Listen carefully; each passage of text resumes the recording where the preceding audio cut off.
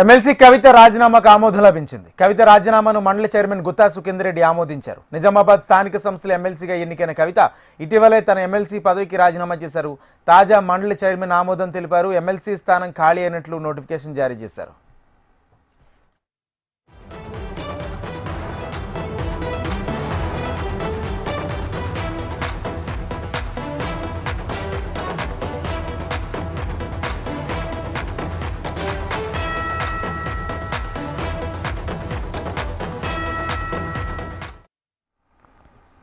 MLC కవిత రాజీనామాకు ఆమోదం లభించింది. కవిత రాజీనామాను మండలి చైర్మన్ గుత్తా సుఖేందర్ రెడ్డి ఆమోదించారు. నిజామాబాద్ స్థానిక సంస్థల ఎమ్మెల్సీగా ఎన్నికైన కవిత ఇటీవలే తన ఎమ్మెల్సీ పదవికి రాజీనామా చేశారు.